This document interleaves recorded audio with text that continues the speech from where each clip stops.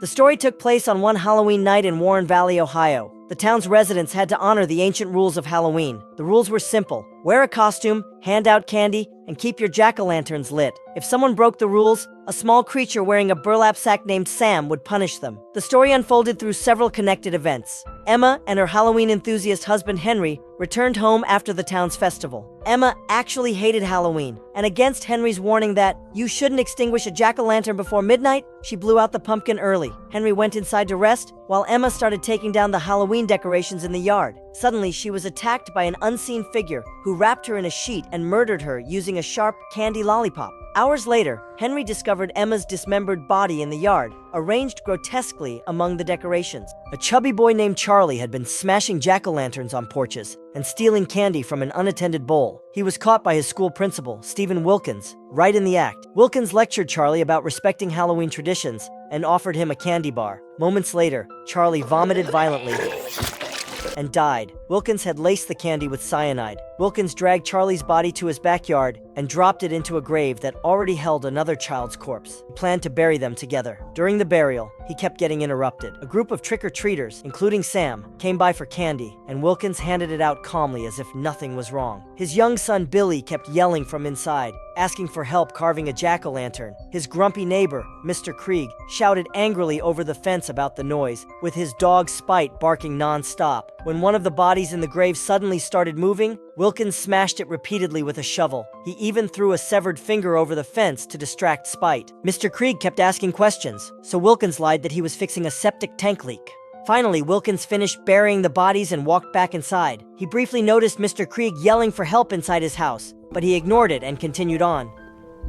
Inside, Billy suddenly appeared and kept insisting that they go to the basement to carve a jack-o'-lantern. Wilkins grabbed a large knife and followed him downstairs. A table was covered with plastic sheets and carving tools. Billy excitedly suggested they make a scary face this time. Wilkins raised the knife and brought it down hard. Blood splattered, but the knife hadn't struck Billy. It had struck Charlie's severed head on the table. Billy smiled sweetly as his father began to carve the eyes, completely unfazed by the gruesome scene. That night, 4 teenagers, Macy, Chip, Schrader, and Sarah, went door to door, collecting jack-o'-lanterns for a prank. They invited a Halloween-loving but socially awkward girl named Rhonda to join them on a trip to an abandoned rock quarry outside of town. At the dark, flooded quarry, Macy told a local urban legend called the Halloween School Bus Massacre. 30 years earlier on Halloween, a school bus driver had been bribed by the parents of 8 troubled special needs children to get rid of them, essentially to kill them along with the bus. But the plan went wrong. As the bus idled near the cliff, one boy dressed as a vampire panicked and stomped on the accelerator. The bus shot forward and plunged into the lake below.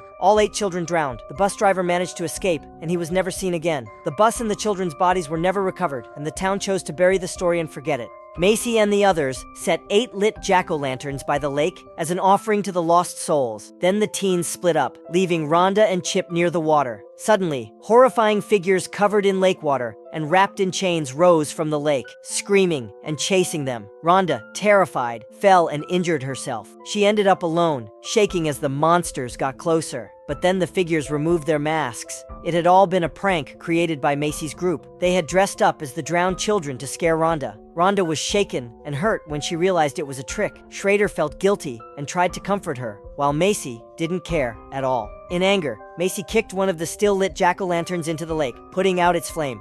That was a mistake. Fog rolled across the water. Chains clinked in the dark, and whispers echoed from the trees. The real drowned children from the legend rose from the lake, now returned as undead spirits. Waterlogged, grotesque zombie children lunged at the teens in rage, forcing them to flee in panic. Screaming, Macy and the others raced to the rusty elevator lift and begged Rhonda to open the gate. Rhonda, now strangely calm, picked up the one remaining lit jack-o'-lantern. She quietly closed the elevator gate and rode it upward alone, leaving the others behind. Macy, Chip, Sarah, and Schrader screamed as the undead children reached them, overwhelming and tearing them apart. Their screams echoed through the quarry, while Rhonda rose slowly in the elevator, expressionless as she listened. Soon after, Rhonda walked away from the quarry unharmed, pulling her wagon of jack-o'-lanterns behind her. On the road, she crossed paths with Sam, who was wandering alone. They exchanged a small, understanding nod before continuing on their way. Lori, 22 years old and the younger sister of Danielle, is shy and reserved, a self-proclaimed virgin who nostalgically misses the authentic spirit of Halloween. On Halloween night, Lori, her sister Danielle, and their friends Maria and Janet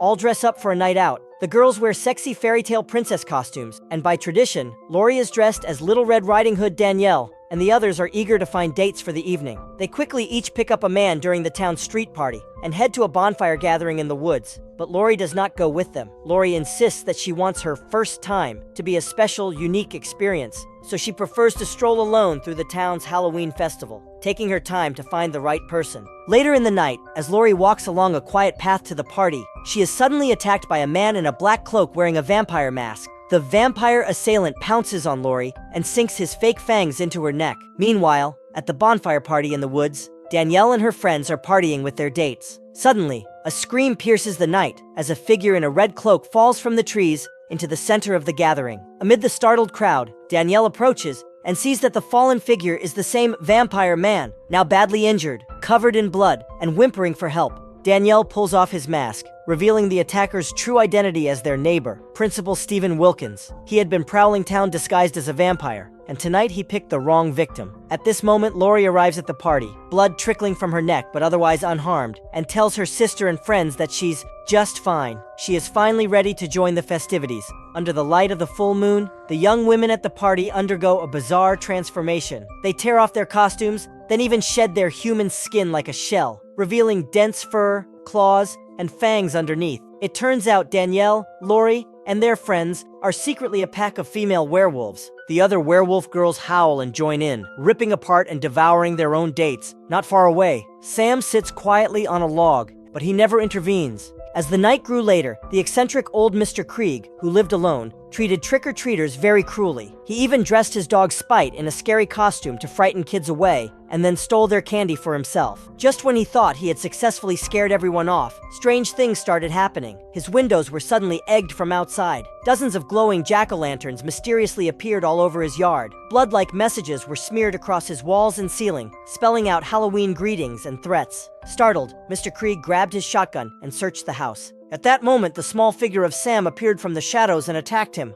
Krieg and Sam fought violently inside the house. Sam moved quickly and tackled Krieg to the floor, trying to stab him with a sharpened lollipop. During the struggle, Krieg managed to rip off Sam's burlap mask. Underneath was a grotesque face, something between a skull and a grinning pumpkin. Horrified, Krieg fired his shotgun several times, blasting Sam apart in the living room. Pieces of pumpkin-like flesh and small limbs scattered across the floor. But just as Krieg began to relax, Sam's severed hand twitched. The hand crawled back to Sam's body and reattached itself. Sam's body reformed and stood up again, completely unaffected by normal weapons. Sam raised his sharpened lollipop to strike the terrified Krieg. At that moment, a chocolate candy bar slipped out of Krieg's pocket and landed under the blade. The lollipop pierced the candy bar instead. Sam paused. He realized that Krieg had just given him a treat, fulfilling the Halloween rule of handing out candy. Satisfied, Sam picked up the chocolate bar and took a bite. He quietly left the house, sparing Krieg's life. Shaking in shock, Krieg noticed an old photograph on his wall. It revealed that he had been the school bus driver from the Halloween school bus massacre. After surviving the ordeal, Mr. Krieg changed completely. Bandaged and bruised, he stood at his door and timidly handed out candy to every trick-or-treater, no longer rude or stingy.